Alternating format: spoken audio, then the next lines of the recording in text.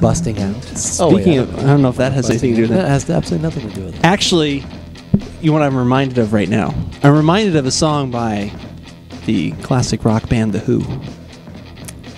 Who are you? No? You get one more Eminence guess. Front? No. Won't Get Fooled Again. Oh, okay. That is exactly what I'm thinking of right now. That's a good teaser as we head into the intro. That's right. As you bring on this beer to this Give It a Shot. I'm Andrew. And I'm Keith, and we are AboutBeverages.com. We are. The beverage we are about today is the Stony Brook Red from Sam Adams. No! Also, no? I was kidding. Boston Brewery. Yeah. No. Sorry. I think of them as Sam Adams, but I guess they are Boston. That's all Sam. Yeah, Okay, the Boston it's all Brewing Sam. Company from Boston Sam. Brewing Company. But Samuel.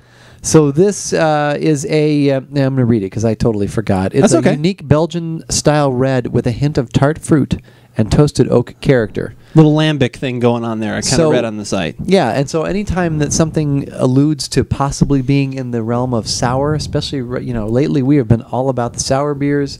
They are tough to find. They are expensive, and they're just more than expensive. They're just hard to find. Yeah. There aren't a lot to choose from. The ones that are out there we've found have been pretty good. Yeah, exactly. So when I saw this and read the description, I was like, well, it's kind of borderline, but it sounds like they're going for a sour with maybe some other things mixed in, and at the price then now, which I've further thought about and thought, well, maybe it's not enough. It doesn't cost enough money. It doesn't to be a seem good like the sour. price equals the value. But I was like, you know what? At that price, it's worth a shot. It's a cool bottle. I know you collect. You can have this. That is a bottle if really you neat like. bottle, actually. I do have to admit that. That is cool. So I decided to purchase it, and then subsequently, though, in the ensuing time since I've purchased this, Well, I think maybe you had purchased it, and at some point on a previous podcast or video, like I said, you can look in the archives at AboutBeverages.com. I actually made reference to this line of beers because it's their barrel age series, I believe. Is that what it's what does it say? called? It says right on Their there. barrel room collection. barrel room collection, which they've got like about 4 or 5 of these, and I had seen it at my local store.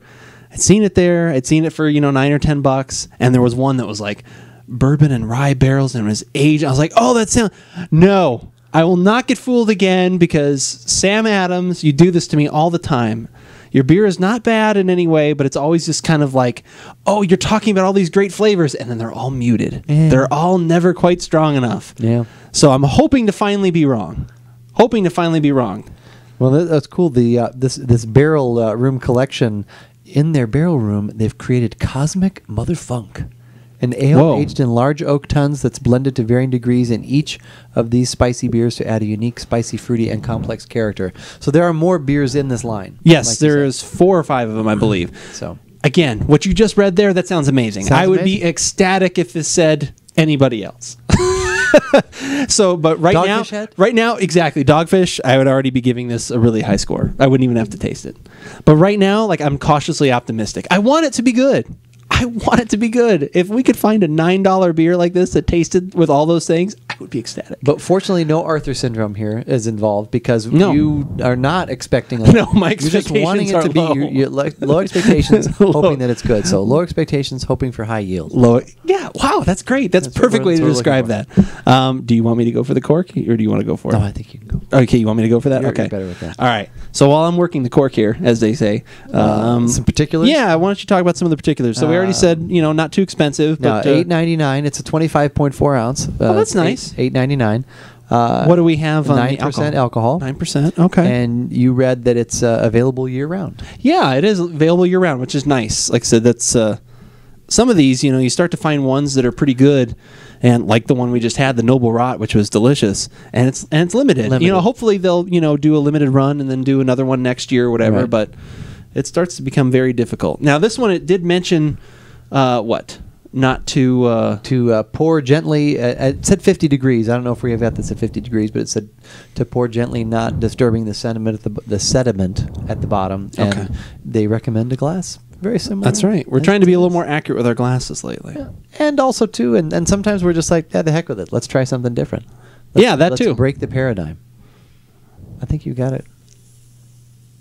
There was a lot of force behind this cork. I'm going to tell you that right now. This was hard to. That was tough to hold on heard to. it. I did, yeah. Like If I'd have like moved my finger, like even just my middle finger, just a little bit at all, yeah, it would have been a Norm Peterson. You'd have been down. You'd have been down for the count. That almost hit me there. All right. I had a little 50 little thing taken care of while I was in there. You had a mole removed? Yeah. Who's going to see your butt? Well, you're about to. He's a he's a tummy tuck for Christmas. Well, it's a color I like. The color is good to start. Yeah. Color is good. We're starting out. It's a positive beginning. How do you feel about new beginnings? Is that feminine hygiene spray? Kingpin. It's that's iced tea. It is a little, maybe hints of even like an apple cider, perhaps. Yeah. That kind of color to it. A lighter iced tea. Yeah. Maybe it's a Lipton. Not much carb Perhaps in a mine, Lipton. but I know you didn't. You poured gently. I tried to. Do you want a And little your more? No, that's fine. Even Yeah, your not even- carbonation's going away. So it's interesting. You said apple cider because it almost does have a little apple Yeah. cider quality to it. Yeah, I think so. There's the spices that you'd find in like a cider. Yeah. To me, it's got that around. There's a little brown sugar, cinnamon. Promising so far. Yeah, it's already kind of even making my mouth water. There's a little bit of nice tart going on there. It's very fall. It makes me think of the fall. It makes me think of some of those woodchuck ciders that were so delicious that we had last year. It actually, yeah, you're right. A little bit. Good call. So that means we're getting a little bit, maybe a little wood, a little spice, a little apple, actually. Definitely. Are you getting like a lot of anything that would be? Because now we did read fruit, but not too much. We did read in this one. This one is using the little Brettanomyces, which can be the barnyard funky. And I'm Right. not getting too much of that just because everything else is kind of so strong. So they may have used just the right amount of that where it's not too bad. Yeah, I don't get an overwhelming funk presence. No, there's no Tone Loc in here. No funk. He's not funk. George Clinton, maybe. Oh, who needs the funk? I thought you were going for Funky Comedina. No. Oh well, that's true. You do have That's funky. right. Yeah, you have Tone Loc. Loked after dark. Loked after dark. That's too good.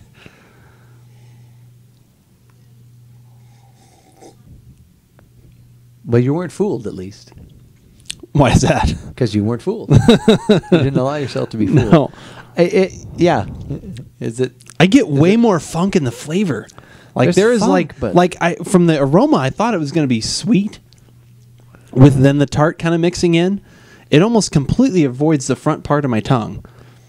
Goes pretty much right to the back, and that tart that's in there is really almost like a musty something. It's probably the Mother Creek or whatever they're using in the Mother Funk. The Mother Funk? Mother Funker. It's not bad. No. It's the aroma is deceptive to the taste, or is I should say the aroma hurts what you get in the taste. If you're wanting the aroma, which I was, like I was actually starting to get excited again, and damn it. See, though, I'm actually the fact that it was reminding me of apple cider and things like that wasn't what I was looking for. Okay, all right. I didn't necessarily want. I wanted more, maybe cherry or just sour or something like that, as opposed to the appley cidery spice that was going on. But I do agree. That's not there. What's in the nose is not on the palate. No, very little bit of a hint of a cinnamon or some sort of spice at the back. That's really the only And just thing. a little bit of sour. That's like the only thing that transfers over from the aroma. Everything else then is just kind of sour. It's a little flat. Yeah. It's like sour dirt. There's a little musty in there. It's true. Like that's kind of what it is. It's like there's a little bit of the musty in there. So although sour dirt red. Sour dirt red. Although I will say this, whether I think this is successful or unsuccessful, which I think you can already tell, but I get at least the combination of styles they were doing here. Like I can definitely taste, like after the few reds that we've had lately, I get a little bit of that in there, and then they've gone and taken it to another level, trying to be, the lambic type thing. So I kind of get all those things. It's just very, you think it would be super complex, but that complexity is kind of, to me, like when I think of something really complex, it's because it's everywhere on my palate. Right. And those things work in harmony. Right. And and they do work in harmony. Like it's something, yeah, exactly. And they work in harmony. I think everything here does meld together, but it's only at the very back of my palate. Like it's almost like it ignores the front 2/3 of my tongue. And so that's a little disappointing. Like I said, for me, complexity is like everywhere. Like, oh, the body's in. It's almost like having a conversation after you've seen like a great movie, like whatever great movie it was that leaves you either, if it's a great piece of science fiction or whatever, where it leaves you wanting or discussing after. No, I thought it was this way. Well, I thought it was this. Like when we've had really good beers, it's like, oh man, the body was really good. Yeah, but the flavor at the back. Yeah, but this, like you're going, but with a bunch of liked. Right, and you all comes together to form this thing. Whereas this is like, okay, I get some interweaving threads, but they're all at the back. And to me, they after a quick couple seconds, they all get kind of muddled into this musty dusty. That's an interesting comparison that you just made there.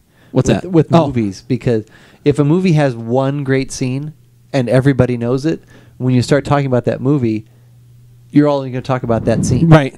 But if a movie is good from beginning to end, like you said, you're going to bring up different parts from different times in that movie.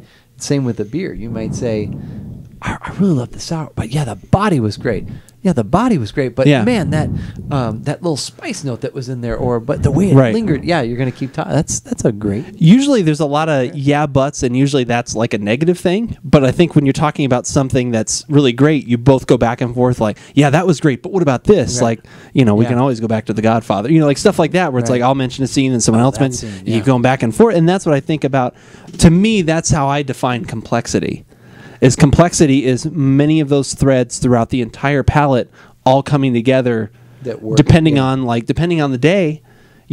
Oh, well, gosh, I've had that beer 3 times. The first time I thought it was more chocolatey. Well, the second time I thought it was more smoky. And then I thought it was, and all of those things are part of it, but depending on what framework or what mindset you're looking at it, you get more of that thing. Or what meal you're having it right. with. Oh, yeah, totally. That's a great thing. Yeah, depending on the meal or... See, the back of this says it was inspired by the inspiration of Flemish reds. To me, this is more similar to the odd Bruins that we've had. Because Flemish reds have the more sour, whereas the Bruins don't have the sour. They just have they have more of the funk. Yeah, I would totally agree. So if it said that, I would understand it more than, because that may have been one of the things that hooked me. Anytime you're talking about a Flemish red, I'm usually on board with that. So maybe that's... You're already sat down. You have your glass ready. I'm ready. Thank you. Pour me some more. Whereas,